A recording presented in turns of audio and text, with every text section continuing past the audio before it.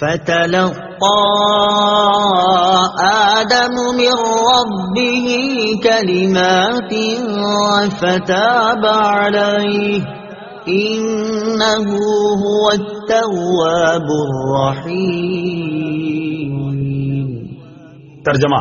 پھر آدم نے اپنے رب سے کچھ کلمات سیکھ لیے تو اللہ نے اس کی توبہ قبول کی، بے شک وہی بہت توبہ قبول کرنے والا بڑا مہربان ہے۔ فَتَلَقَّى آدَمُ مِن رَّبِّهِ كَلِمَاتٍ، پھر آدم نے اپنے رب سے کچھ کلمات سیکھ لیے۔ تفسیر صراط الجنان میں ہے حضرت آدم علیہ السلام نے اپنی دعا میں یہ کلمات عرض کیے: ربنا ظلمنا أنفسنا وإن لم تغفر لنا وترحمنا لنكونن من الخاسرين۔ ترجمہ: اے ہمارے رب، ہم نے اپنی جانوں پر زیادتی کی، اور اگر تو نے ہماری مغفرت نہ فرمائی اور ہم پر رحم نہ فرمایا تو ضرور ہم نقصان والوں میں سے ہو جائیں گے۔ اور اس کے ساتھ یہ روایت بھی ہے کہ جو حضرت عمر فاروق رضی اللہ تعالی عنہ سے مروی ہے، نبی اکرم صلی اللہ تعالی علیہ وسلم نے ارشاد فرمایا، جب حضرت آدم علیہ السلام سے اجتہادی خطا ہوئی تو عرصہ دراز تک حیران و پریشان رہنے کے بعد انہوں نے بارگاہ الہی میں عرض کی: اے میرے رب، مجھے محمد صلی اللہ تعالی علیہ وسلم کے صدقے میں معاف فرما دے۔ اللہ تعالیٰ نے فرمایا: اے آدم، تم نے محمد صلی اللہ تعالی علیہ وسلم کو کیسے پہچانا، حالانکہ ابھی تو میں نے اسے پیدا بھی نہیں کیا۔ حضرت آدم علیہ السلام نے عرض کی: اے اللہ عز و جل، جب تو نے مجھے پیدا کر کے میرے اندر روح ڈالی اور میں نے اپنے سر کو اٹھایا تو میں نے عرش کے پایوں پر لا الہ الا اللہ محمد الرسول اللہ لکھا دیکھا تو میں نے جان لیا کہ تو نے اپنے نام کے ساتھ اس کا نام ملایا ہے جو تجھے تمام مخلوق میں سب سے زیادہ محبوب ہے۔ اللہ تعالیٰ نے فرمایا: اے آدم، تو نے سچ کہا، بے شک وہ تمام مخلوق میں میری بارگاہ میں سب سے زیادہ محبوب ہے، تم اس کے وسیلے سے مجھ سے دعا کرو، میں تمہیں معاف کر دوں گا، اور اگر محمد صلی اللہ تعالی علیہ وسلم نہ ہوتے تو میں تمہیں پیدا نہ کرتا۔ بارگاہ الہی کے مقبول بندوں کے وسیلے سے دعا مانگنا جائز ہے۔ اس روایت سے یہ بھی ثابت ہے کہ مقبولان بارگاہ کے وسیلے سے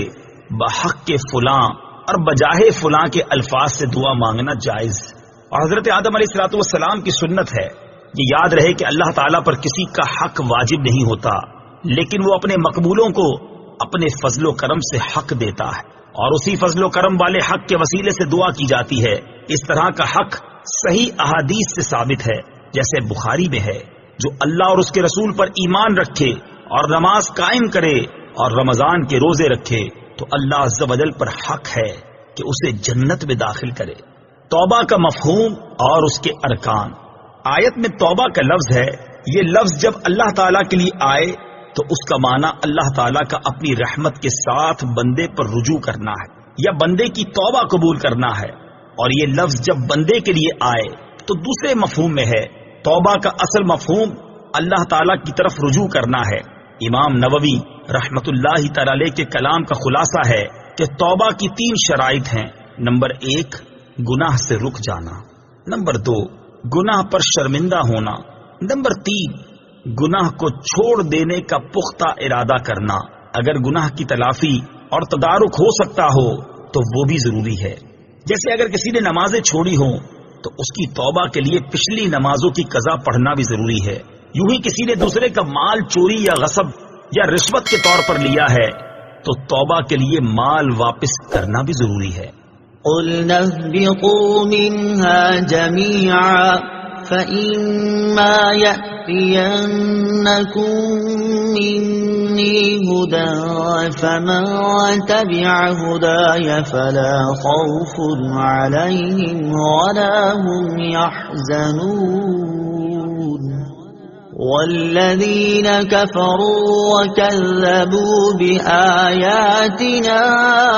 أُولَئِكَ أَصْحَابُ النَّارِ هُمْ فِيهَا خَالِدُونَ۔ ترجمہ: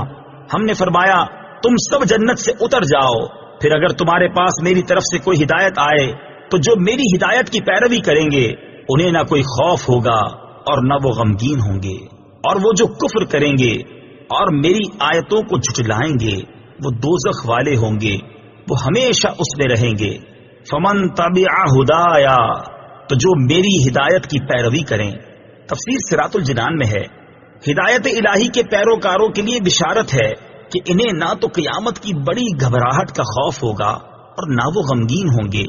بلکہ بے غم جنت میں داخل ہوں گے۔ یہاں جمع کے صیغے کے ساتھ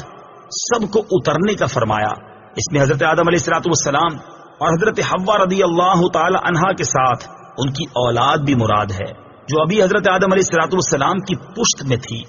یا بنی اسرائیل اذکروا نعمتی التي انعمت علیکم وأوفوا بعہدی اوف بعہدکم وإیای فارہبون۔ ترجمہ: اے یعقوب کی اولاد، یاد کرو میرا وہ احسان جو میں نے تم پر کیا، اور میرا عہد پورا کرو، میں تمہارا عہد پورا کروں گا، اور صرف مجھ سے ڈرو۔ یا بنی اسرائیل، اے بنی اسرائیل۔ تفسیر صراط الجنان میں ہے، اسرا کے معنی عبد یعنی بندہ، اور ایل سے مراد اللہ، تو اسرائیل کا معنی ہوا عبداللہ یعنی اللہ کا بندہ۔ یہ عبرانی زبان کا لفظ ہے اور حضرت یعقوب علیہ الصلوۃ والسلام کا لقب ہے۔ عروج و زوال اور عزت و ذلت کا فلسفہ۔ یہاں آیت نمبر 40 سے لے کر آیت نمبر 150 تک کی اکثر آیات میں بنی اسرائیل کے عروج و زوال، عزت و ذلت، اقبال و ادبار، جزا و سزا اور قومی و اجتماعی اچھے برے کردار کا تذکرہ ہے۔ پھر اسی بیان کو قرآن پاک میں بار بار دہرایا گیا ہے۔ اس بار بار کے تکرار میں ایک بڑی حکمت قوموں کے عروج و زوال اور عزت و ذلت کا فلسفہ سمجھانا اور مسلمانوں کو اس سے عبرت دلانا ہے کہ جس طرح بنی اسرائیل پیغمبروں کی اولاد ہونے، جلیل القدر انبیاء علیہ الصلوۃ والسلام کی امت ہونے اور تورات جیسی کتاب رکھنے کے باوجود اپنے اعتقاد و عمل کے بگاڑ پر ذلیل و رسوا اور مغلوب و مقہور ہوئی، جبکہ توبہ اور رجوع اور نبی و کتاب کی تعلیمات پر عمل کرنے کی صورت میں معزز و غالب ہوئی، اسی طرح امت مسلمہ بھی اپنے عروج و زوال کے اسباب کو اسی آئینے میں دیکھ سکتی ہے۔ آج سب پوچھتے ہیں کہ مسلمان مغلوبیت، ذلت اور پستی کا شکار کیوں ہے؟ قرآن میں بیان کردہ بنی اسرائیل کا قومی اور اجتماعی کردار موجودہ دور کے مسلمانوں کا قومی اور اجتماعی کردار سامنے رکھ کر موازنہ کر لیں، خود ہی سمجھ آ جائے گا کہ اگر بنی اسرائیل کو کانٹے بونے پر کانٹے ملتے تھے تو ہمیں کانٹے بونے کے بدلے آم کیوں ملیں گے؟ اذکروا نعمتی، میرا احسان یاد کرو۔ تفسیر صراط الجنان میں ہے، اس آیت میں نبی کریم علیہ الصلوۃ والسلام کے زمانے کے یہودیوں کو مخاطب کر کے ان سے فرمایا گیا، اے بنی اسرائیل، میرے وہ احسان یاد کرو جو میں نے تمہارے آباء و اجداد پر کیے، جیسے انہیں فرعون سے نجات دی، ان کے لیے دریا میں گزرگاہ بنا دی، بادل کو ان پر سائبان بنا دیا، کھانے کے لیے ان پر من و سلوہ اتارا، ان کے لیے پانی کے چشمے جاری کیے، انہیں طاقتور قوموں پر فتح عطا فرمائی اور توریت جیسی عظیم کتاب انہیں عطا فرمائی۔ اور میرا وہ احسان یاد کرو جو میں نے تم پر کیا کہ تمہیں اپنے حبیب صلی اللہ تعالی علیہ وسلم کا زمانہ عطا کیا، جن کی آمد کی بشارت تورات اور انجیل میں دی گئی ہے۔ خیال رہے کہ یہاں یاد کرنے سے مراد صرف زبان سے تذکرہ کرنا نہیں ہے، بلکہ اس سے مراد یہ ہے کہ وہ اللہ تعالیٰ کی اطاعت و بندگی کر کے ان نعمتوں کا شکر بجا لائیں، کیونکہ کسی نعمت کا شکر نہ کرنا اس کو بھلا دینے کے مترادف ہے۔ وَأَوْفُوا بِعَهْدِي،